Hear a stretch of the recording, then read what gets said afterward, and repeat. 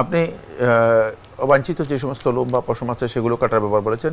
এগুলো সুন্নাহ হচ্ছে প্রত্যেক সপ্তাহে পরিষ্কার করা, কারণ পরিচ্ছন্নতা এটা ও ইসলাম খুবই উদ্বুদ্ধ করেছে, অনুপ্রাণিত করেছে। যে কোনো ব্যক্তি তিনি যদি অপরিচ্ছন্ন থাকেন, এটি তার ব্যক্তিগতভাবেও তার শারীরিক ক্ষতি করে, আর মানসিকভাবে তিনি ক্ষতিগ্রস্ত হন।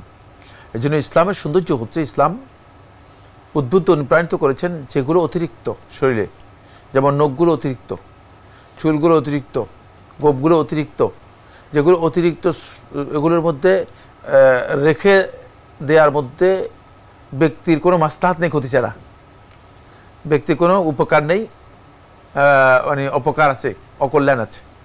এই কারণে এগুলোকে ছোট করতে বলা হয়েছে বা পরিষ্কার রাখতে বলা হয়েছে। যেমন বগলের রোম সহ অন্যান্য যেগুলো আছে সেগুলো সপ্তাহে কাটাই হচ্ছে মূলত মানে উত্তম। যদি সপ্তাহে কেউ কাটতে না পারেন তাহলে এটাকে রাসূলুল্লাহ সাল্লাল্লাহু আলাইহি ওয়াসাল্লাম একটি হাদিসের মধ্যে এসেছে, হাদিসটি দাঈফ কিন্তু এটা মা'মুল বিহি, আমলযোগ্য। সেটা হচ্ছে আল্লাহ নবী সাল্লাল্লাহু আলাইহি ওয়াসাল্লাম 40 দিনের জন্য কী করে দিয়েছেন, একটা টাইম লিমিট দিয়েছেন। এর চেয়ে বেশি হলে সে ব্যক্তি মূলত মানে ফিতরাতের যে অবস্থা আছে ফিতরাত থেকে বেরিয়ে যাবে। ফিতরত হচ্ছে মানুষের স্বভাবজাত যে প্রকৃতি আছে সেই প্রকৃতি থেকে সে বেরিয়ে মানে মানুষের প্রকৃতি থেকে অন্য প্রকৃতিতে চলে যাবে। তো অন্য প্রকৃতি ইসলাম গ্রহণ করে না, কোনো অবস্থাতে অন্য প্রকৃতি ইসলাম গ্রহণ করে না। এই কারণেই মানে 40 দিন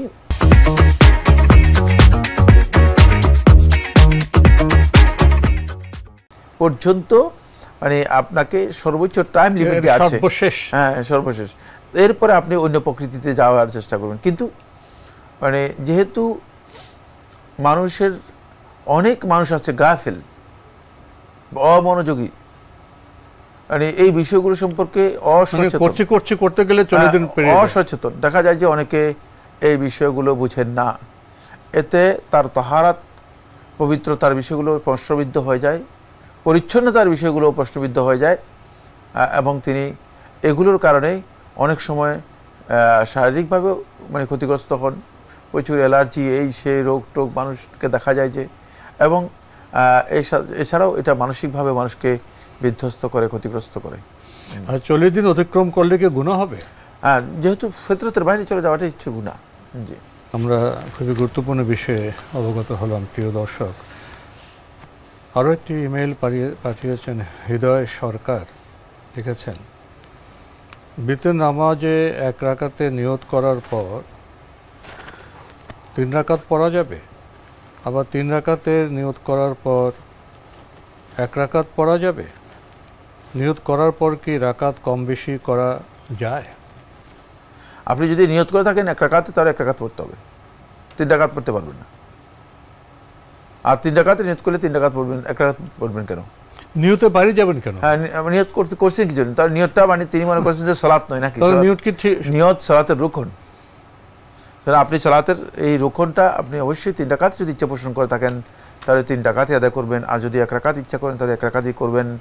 এক্ষেত্রে নিয়তকে তামাশা হিসেবে গ্রহণ করা বৈধ নয়। তাহলে আপনি ইবাদতটা আসলে ইবাদতের মানে বুঝেন নাই, এবং ইবাদত এর প্রকৃত যে চেতনা আছে সেটা আপনার মধ্যে কাজ করে নাই। জি, কারণ আল্লাহর সন্তুষ্টির জন্য আপনি একটা জিনিস যখন নিয়ত করে শুরু করেছেন, আপনি এটাকে আবার নিজের মন মতো করলেন কেন?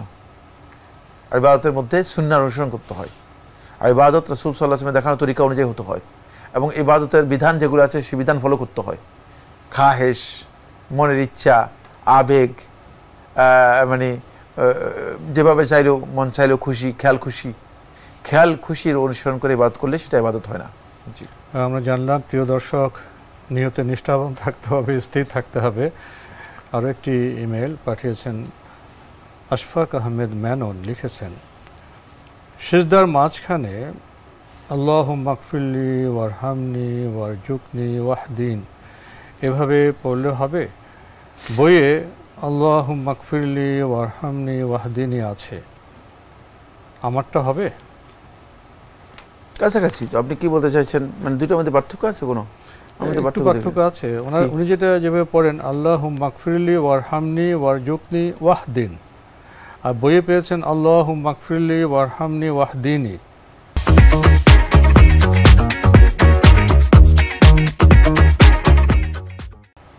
একই কথাই, কোনো পার্থক্য নেই। এটা শব্দ কম বেশি আছে তো, শব্দ আগ পর হলেও কোনো অসুবিধা নেই, শব্দ কম বেশি হলেও কোনো অসুবিধা নেই। একইভাবে আছে। জি জি, না এখানে রেওয়ায়ত রয়েছে, অন্যান্য রেওয়ায়ত রয়েছে। জি, আর এখানে যদি কোনো শব্দ আগে আসে অথবা পরে আসে, এতে কোনো অসুবিধা নেই। এখানে 6টি দোয়া রয়েছে, 6টি দোয়াই খুবই গুরুত্বপূর্ণ। আপনি যেটা উল্লেখ করেছেন সেখানে আপনি 4টি উল্লেখ করেছেন অথবা বা কম বেশি উল্লেখ করেছেন, কিন্তু 6টি দোয়াই রয়েছে। তবে সুনান নাসাই সহিহ রেওয়ায়েতের মধ্যে এসেছে রাব্বিক ফিরলি, রাব্বিক ফিরলি, রাব্বিক ফিরলি, এটা বেশি বেশি করে পড়তে পারেন। আমরা খুবই গুরুত্বপূর্ণ বিষয়ে অবগত হলাম। প্রিয় দর্শক, আমাদের হাতে একটি চিঠি তো কমই পাওয়া যায়, একটি চিঠি পেলাম, পাঠিয়েছেন মোসাম্মদ ইয়াসমিন, উত্তর ছায়াবিথি জয়দেবপুর গাজীপুর থেকে লিখেছেন, শয়তান আমাকে অজুতে ওয়াসওয়াসা দেয়, ফলে কয়েকবার অজু করতে হয়। নামাজেও ওয়াসওয়াসা দেয়।